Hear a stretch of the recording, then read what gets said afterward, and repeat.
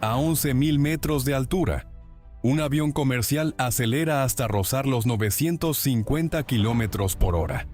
Y entonces ocurre algo extraño. Es como si el cielo levantara un muro invisible frente a la aeronave.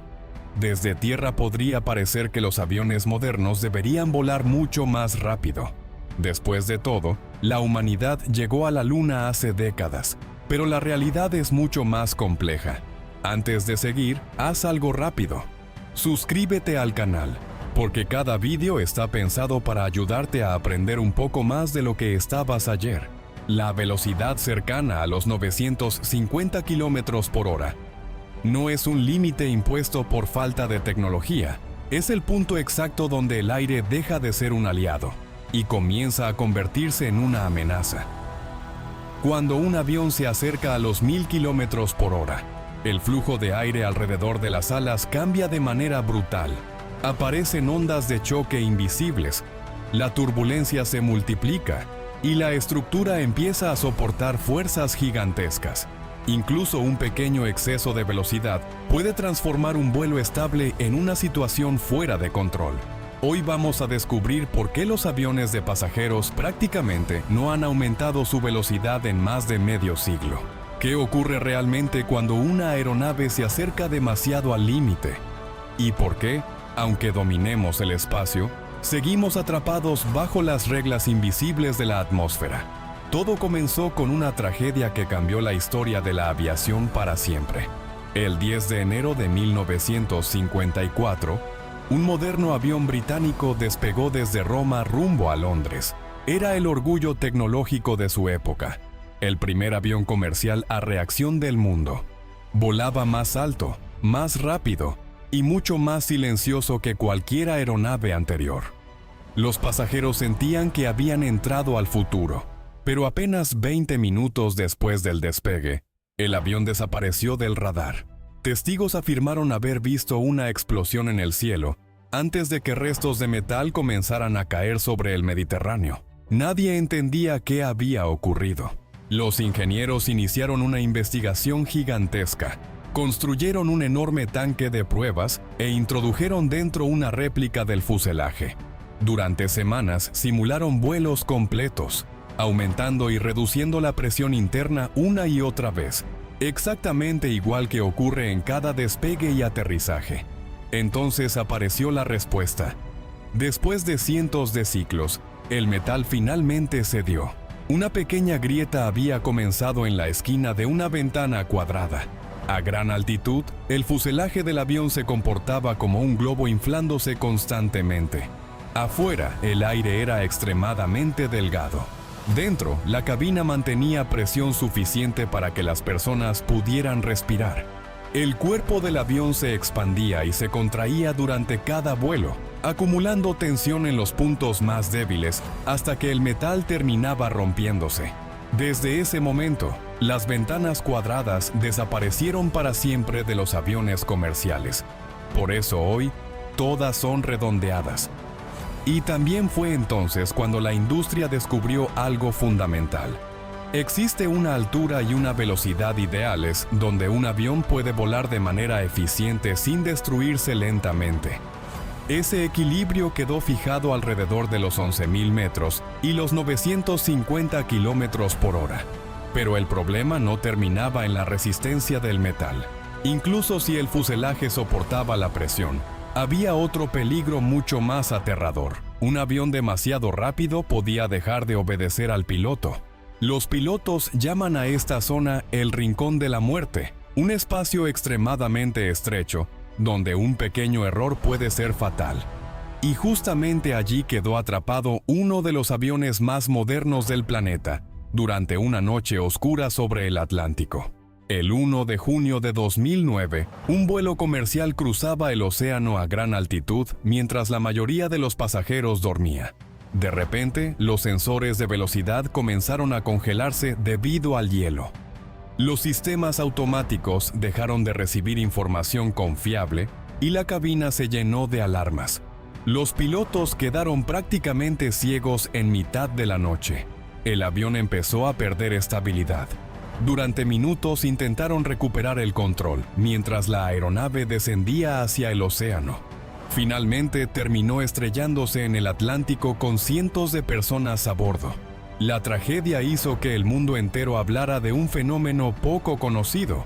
A esa altitud, el margen entre ir demasiado lento y demasiado rápido es increíblemente pequeño.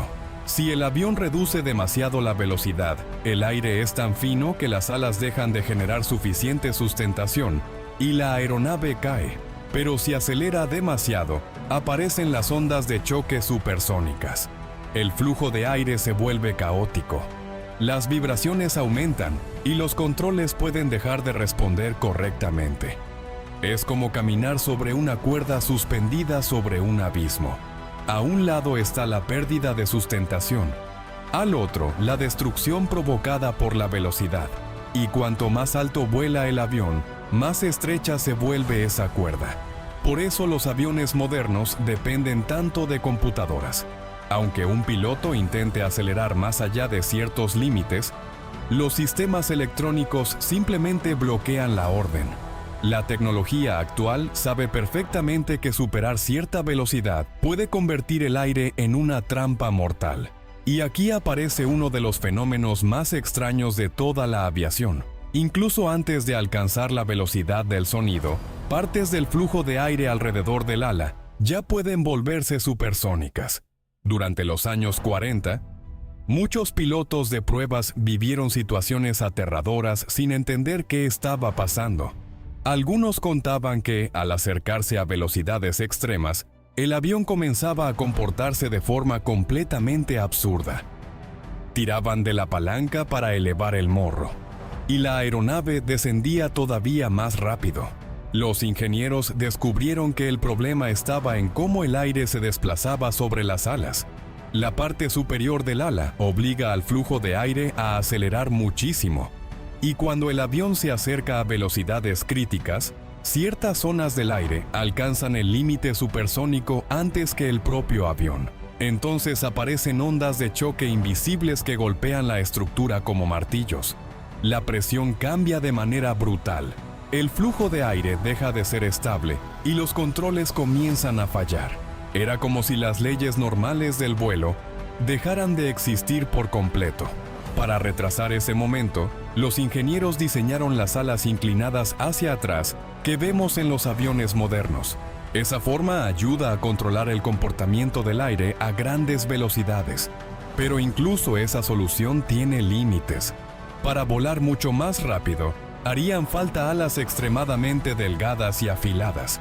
El problema es que esas alas funcionarían muy mal durante el despegue y el aterrizaje. Un avión comercial necesita estabilidad a bajas velocidades, no solo rendimiento extremo en pleno vuelo. Y aunque la física permitiera superar fácilmente los 1000 km por hora, aparecería otro enemigo aún más cruel: el dinero. A comienzos de los años 2000, Boeing presentó un ambicioso proyecto llamado Sonic Cruiser. Era un avión futurista diseñado para reducir drásticamente los tiempos de viaje. Su velocidad prometía superar ampliamente la de los aviones tradicionales. Las aerolíneas estaban fascinadas. Parecía el inicio de una nueva era. Pero el proyecto murió antes de despegar. La razón fue simple y brutal. A velocidades cercanas a los 1000 km por hora, la resistencia del aire aumenta de forma descomunal. Cada kilómetro adicional exige enormes cantidades de combustible. Ahorrar una hora de vuelo implicaba gastar casi el doble de energía. Los cálculos demostraron que los boletos serían demasiado caros para la mayoría de los pasajeros. Los aviones necesitarían motores gigantescos y depósitos de combustible enormes, dejando menos espacio para personas y equipaje. Además, las aerolíneas descubrieron algo incómodo. Gran parte del tiempo perdido en un viaje no ocurre en el aire, sino dentro de aeropuertos, controles y terminales. Volar un poco más rápido ya no justificaba el coste gigantesco. Por eso la industria eligió la eficiencia antes que la velocidad. Transportar a miles de personas de manera económica terminó siendo más rentable que crear aviones extremadamente rápidos. Sin embargo, todavía quedaba otro obstáculo incluso más difícil de vencer: el calor. Cuando un objeto atraviesa el aire a velocidades supersónicas, la fricción genera temperaturas enormes, y ningún avión demostró esto mejor que el legendario Concorde. Este famoso avión supersónico cruzaba el océano a más de 2000 kilómetros por hora. Pero durante cada vuelo ocurría algo increíble. La temperatura de la nariz del avión aumentaba tanto que el metal comenzaba a expandirse. La estructura completa se alargaba varios centímetros durante el trayecto. Dentro de la cabina aparecían espacios visibles entre paneles que normalmente estaban perfectamente unidos. Y al aterrizar, cuando el avión se enfriaba, todo volvía lentamente a su tamaño original. El Concorde reveló una verdad incómoda. A ciertas velocidades, el aire deja de comportarse como un gas suave y empieza a actuar como una lija gigantesca que calienta violentamente el fuselaje. Los materiales normales utilizados en la aviación comercial no soportan ese estrés térmico durante mucho tiempo. Para construir aeronaves supersónicas seguras, se necesitan aleaciones extremadamente costosas, sistemas complejos y mantenimiento constante. Y aun si todo eso fuera posible, quedaba el problema que finalmente condenó a los vuelos supersónicos comerciales: el ruido. Cuando un avión supera la velocidad del sonido, genera una poderosa onda de choque. Es el famoso boom sónico. Y durante los años 70, ciudades enteras comenzaron a sufrir sus consecuencias. Así fue como los 950 kilómetros por hora dejaron de ser una limitación temporal y se transformaron en el equilibrio perfecto entre física, seguridad, economía y comodidad. Durante décadas, muchas personas creyeron que la aviación había dejado de evolucionar, porque los aviones seguían viajando casi a la misma velocidad que hace 50 años.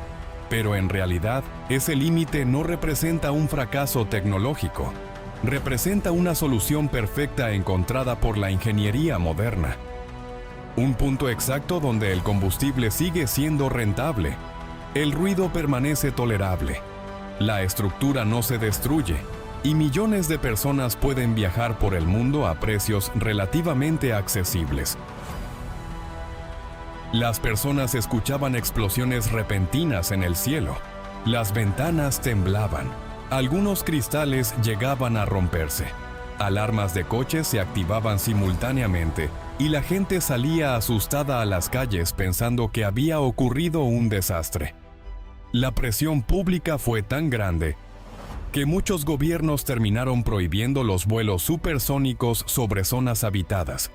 Los aviones solo podían superar la velocidad del sonido sobre océanos o regiones deshabitadas. Eso destruyó la rentabilidad del concepto. No tenía sentido construir aviones capaces de volar extremadamente rápido si debían reducir velocidad justo al acercarse a tierra firme. Sin embargo, el futuro podría cambiar nuevamente.